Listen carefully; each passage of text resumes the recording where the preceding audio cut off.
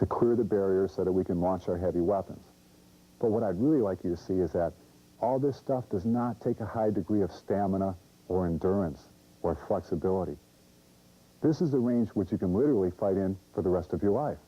It's low maintenance and high impact.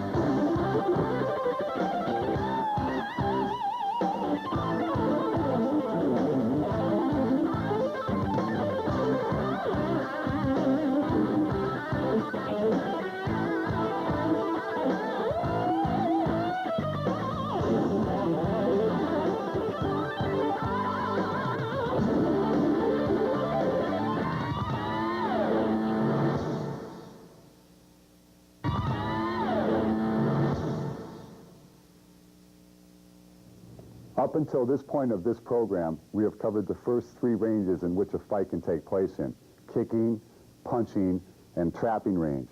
In the eventuality that we might end up on the ground, that's the last part we want to address. When you get on the ground, you have to have an art or a delivery system to be able to survive and defend yourself on the ground, and subsequent to that, to mount your own attack and your own assault. That's what we're going to cover from this point forward. What we're always trying to do is we're trying to make our opponent more concerned about his well-being than whatever the reason why he started the fight in the first place. And in other words, we want to have him know that we have an unconditional disregard for his well-being. That's why we poke him in the eyes and slap his balls and, you know, headbutt him and that sort of thing. And that's where the biting comes into play. If you bite somebody, they're going to say, hey, now wait a minute, you know, I didn't expect this. So what we're always trying to do is we're just trying to apply as much pressure as we can to get the person to fold up. You know, and we don't always start the fights, but we always finish them.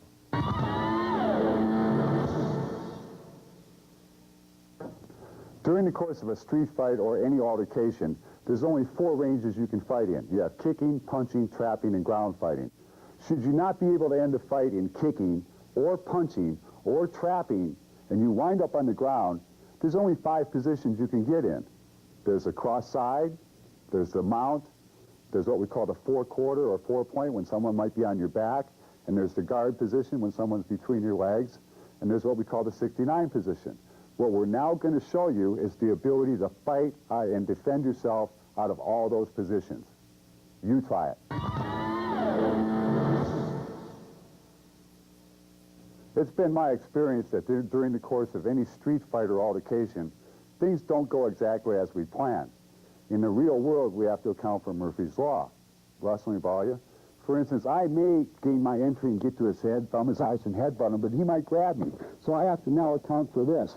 So I shuck under this, and I simply want to make a trip and fall down to what we call now the cross-side position. In this case, I happen to have a headlock, okay? From here, this is also the cross-side position, okay? The hand could be here, the hand could be here, okay? It could be from the other side, same thing.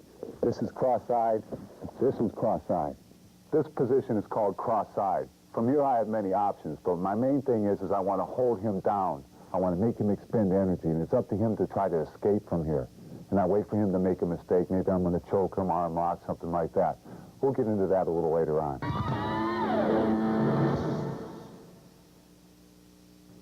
Now, once again, accounting for Murphy's Law and things not always going right, Russ might come right up rushing at me and give me a double leg takedown, and we might fall into the position where he's between my legs. This is called the guard position. Notice I want to keep my legs locked and keep him tight. That keeps him from being able to punch or headbutt me. This is the guard position, and my main goal in the guard position is I want to keep him tight. I don't want to give him space so he can maybe headbutt or punch, and I want to wear him out. I want to make him expend a lot of energy in this position. I'm very comfortable here because I'm on my back. He weighs a lot, and I'm just using the force of gravity on my side.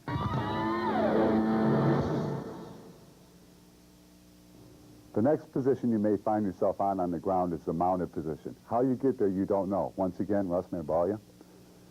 You gain your entry, you might thumb the eyes, put in a few elbows, and for whatever reason, you wind up in the back position. In this case, I don't want to try to lift him up, so I simply throw him down on the ground and roll him over. Okay, now I'm in what's called the mounted position. From here, I can punch basically with impunity.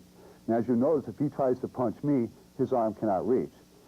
This is referred to as the mounted position. From here, I have many options, very much offensive. From here, I can punch with impunity. I can go for arm locks, chokes. I can put a lot of pressure on him. I can strangle him. I can choke him. I have many different things I can do from here. From here, he has no options except to try to escape. And we'll get into that later. Another common position you may find yourself in on the ground is what we call the 4-point or 4-quarter position. Russ, he may rush in and try to take me down, in which case I just pan out. We're both on our hands and knees. This is called the 4-quarter position. It could be from the side this way, okay? It could be from the side this way, okay? Or I could be on his back, okay? This position is called the 4-point position because he's on 4 points, 2 arms and 2 legs. From here, all I want to do is try to get him off balance and maybe get a choke or get to his side over here. From this position, I can control him better. I want to control his hips and his whole body.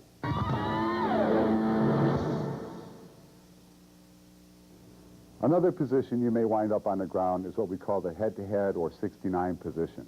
Russ, he may come in for a double leg takedown, and I catch him in this position, and I throw him over this way, and I control him. This position is called the 69 or head-to-head position.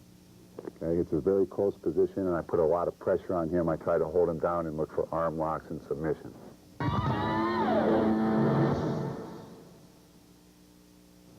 Now that we're familiar with the 5 different positions on the ground, what we want to do is learn how to fight out of those positions. The first one we're going to go into is the guard position. From this position, he's a real strong guy, so I'm going to start to punch him, and he's going to maybe sit back. As he sits back, I'm going to go right with him and get my knee inside. I want to control this arm and his head, and I'm going to sweep him so I wind up in the mounted position.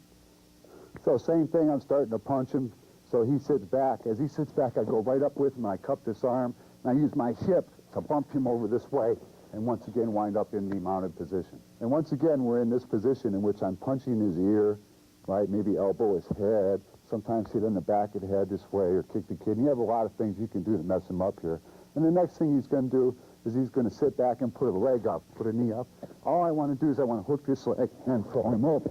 Once again, I wind up in the mounted position. I'm punching him in the ear, and I'm elbowing him in the head. Nothing seems to work. I'm not getting a reaction. So what I want to do is I want to kind of create a little bit of space just to kick his leg out. And I'm controlling this arm. So as I kick this leg out, I throw my leg over, and I go to an arm bar. From the guard position, I'm continuing my water torture here on his ear. He's a big, strong guy, so he tries to press forward to choke me with his forearm. Very uncomfortable for me. All I do is I take the pressure away, and at the same time, I trap his neck with my bicep. I grab my own bicep here and apply the sleeper. Let him have a nightmare. From the guard position, he tries to stand up by putting his hands down. I just simply trap this hand, come up, reach around, grab my own forearm. The key here is I grab here for leverage, and I roll my hip out this way and apply the arm break. From the guard position, he tries to pass, putting both hands down. As he does that, I trap his hand. I reach up here and grab my own forearm, scoop my hip out, and I trap his body with this leg to keep him from getting away. And then I apply the arm break. Continuing from the guard position, this time he's going to reach back and try to force my foot. All I'm going to do is reach across here and apply the arm break right at this point right here. Squeeze my knees together and thrust my hips up. In combat, of course, bang, I'm going to break it. Now, the sweeps and the throws and the techniques that I've just shown you out of the guard position can all be countered. So the next step is to counter the counter. Okay, this is called sombrada in the Filipino vernacular. If I go for something, then he counters it, and I counter it with something else. That's the next stage in our development. Okay, now I'm trying to cause Russ to have a reaction, and he sits back, so I go for my sweep, but he counters by putting his foot up. All I do is control this hand, and I just throw him over this way. And once again, I end up in the mounted position. Okay, from this position, I'm still looking to try to get a reaction, trying to get him to do something. He sits back, I go for my throw. As I go for my throw, he puts weight forward.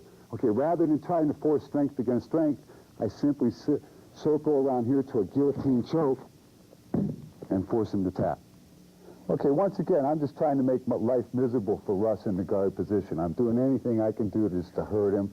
You know, it's kind of like Chinese water torture. This isn't going to end the fight. All it does is facilitate him to make a mistake. In this case, he sits back, and I go for my sweep. But he raises his leg up so I can no longer do the sweep, so I simply hook my leg under here, turn him back this way, flip him over, and wind up in bargaining position.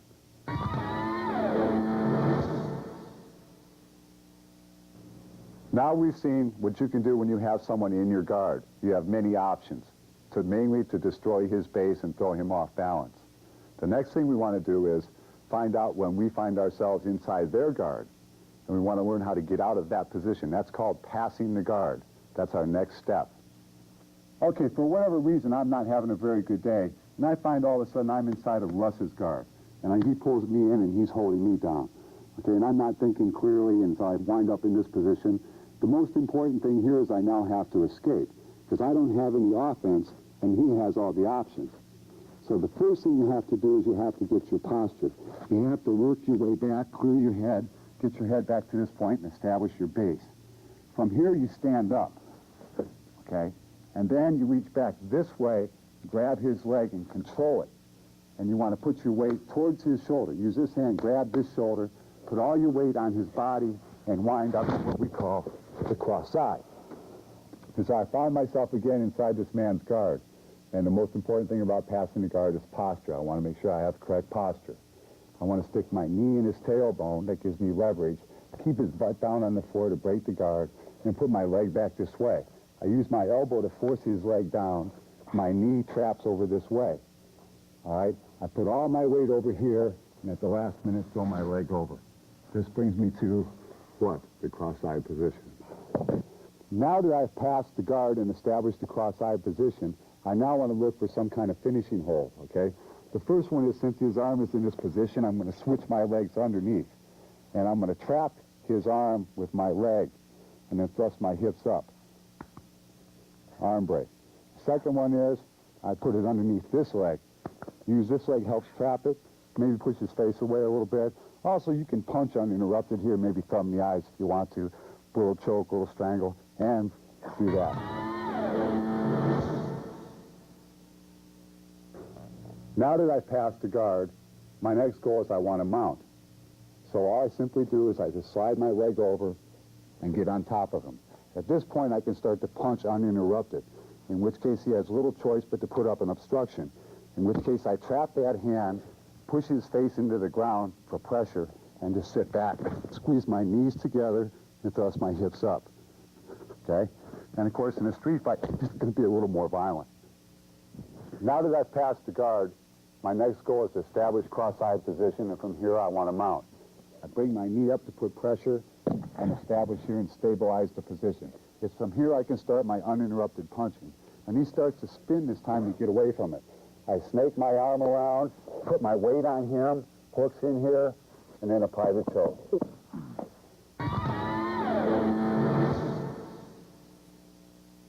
In this case, I find myself in a very bad position. He's mounted on top of me, and he can punch uninterrupted, and I'm in the position where I have to protect myself. So what I do is I make what's called an oopa, and I just pop him up, and it forces him off balance.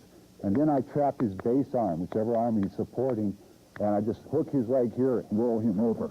And from here, then I go back to passing the guard. And now I found again that he is mounted on me. He has all the offensive options here, and I have nothing. My major goal here is I have to escape. I try to oopa, but he just has too good a balance. So now what I do is I oop and I turn on my hip. From here, I use my knee to throw him that way. And then from here, I go back to the guard position and pass the guard and start my offense again.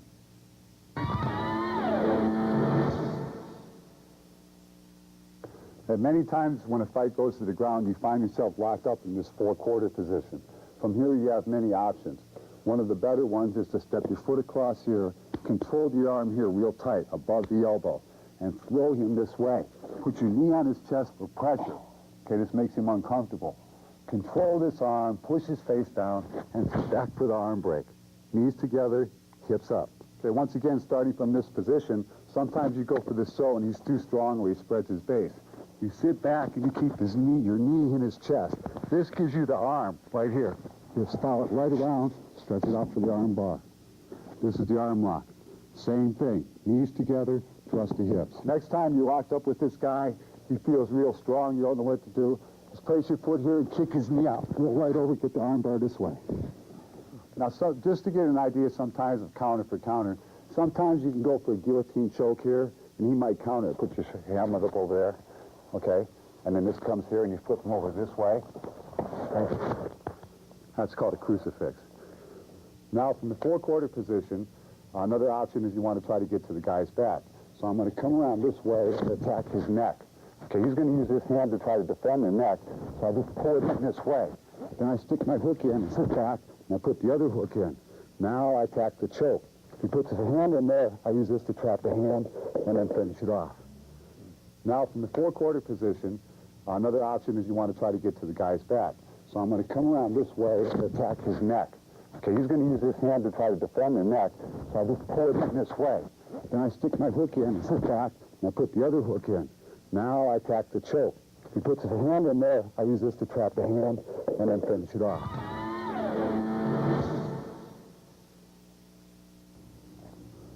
What we've accomplished in this program up to this point is we've become familiar with the different positions you can wind up in on the ground and how to get there, from kicking to punching to trapping and finally the transition to the ground. Now, in the progression that it takes to become a good fighter or a complete fighter, we have to take it from learning the techniques to putting them in the drills, taking them into sparring that simulates combat.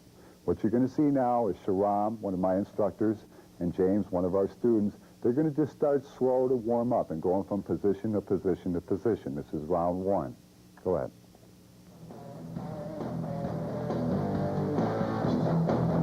Notice that they're just focusing in on the ground game. You'll see the familiar positions. Try to stabilize the position, guys. Notice how Sharam is working the mount. James try to prevent it.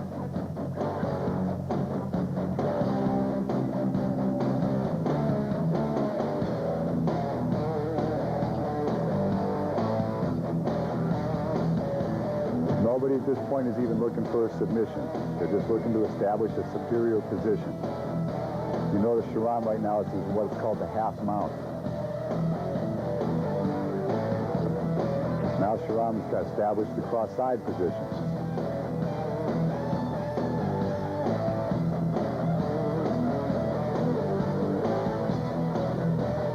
Now he's working for 69. It's the 69 position coming up. This is not rehearsed. I'm not telling these guys what to do. They're doing it on their own. James, try to escape. Move your hip. Turn to face him.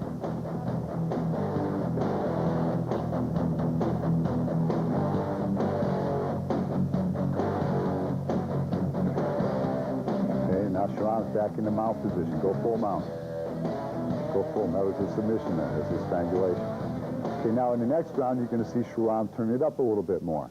Okay, you're going to see more submissions. He's going to be doing more the JKD concepts applied to the ground game, using progressive indirect attacks, attack by drawing, giving a little bit of a bait so the guy maybe thinks he's going to get an arm and Sharam's going to wind up maybe with a foot lock or a knee lock or a choke. He's going to play more the JKD game. Okay, guys, round two. Let's go at it. Turn up the volume a little bit now.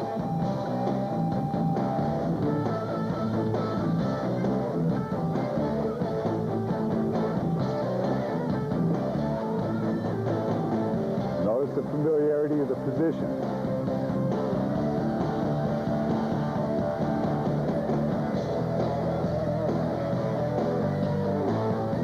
Look at the arm lock, please, time. There's the arm lock from before, from the mounted position. Very good. That's round two. In this next round, Sharam's going to play all defense. He's not going to try for one submission. All he's going to do is constantly try to put James in the guard and make James pass the guard. Every time James passed the guard, Sharam's going to put him back in the guard. Okay? Let's try that.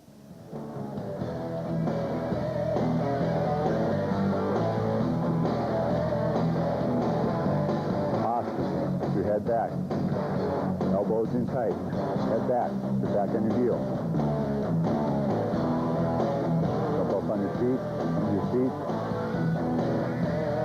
Wrap one arm around. Grab his leg.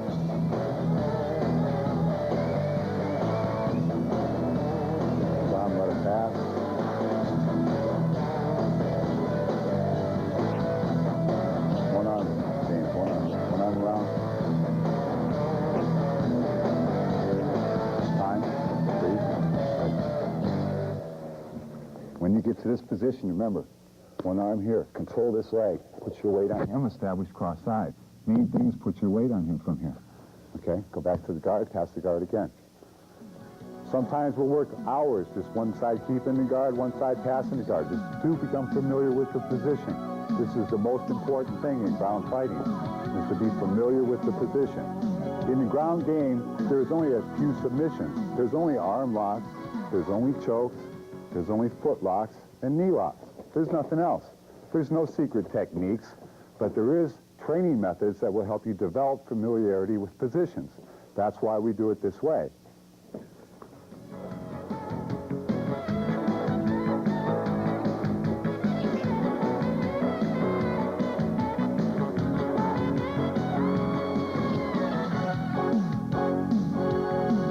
Okay, time. Very good.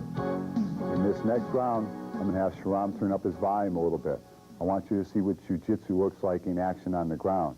I want you to see what the ground combat looks like when somebody has put in the mat time, that's put in the man hours. This is not a game of accumulating techniques. It's a game of mat time. It's not the person that reads more books or watches more videotapes. It's the person that spends more time drilling and sparring that's going to get good. Okay, so see what happens now. Go ahead, guys.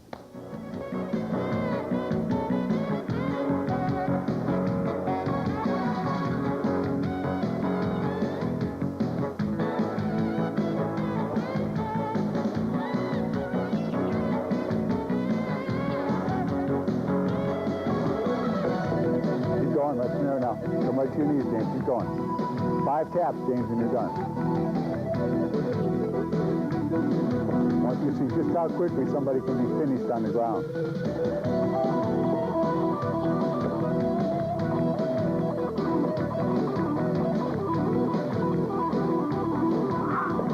Good. 3 more. Let's go. Keep going. Come to your knees. Back a little bit, James. Come on. Go at it.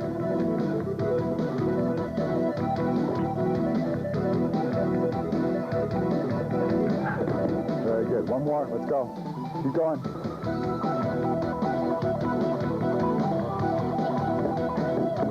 Very nice. Good job, guys. Excellent work. All right, time. At this point, I would kind of like to share with you how we train and where we get our information from and the value of having the kind of instruction that is available to you. In putting this program together, what we've done is we've sought out the very best people in each range that we could. For instance, in kicking range, Daniel Doobie for Savat and Thai boxing. In punching range, there's nothing better than Western boxers. In trapping range, we have Bruce Lee and Dan Inosanto.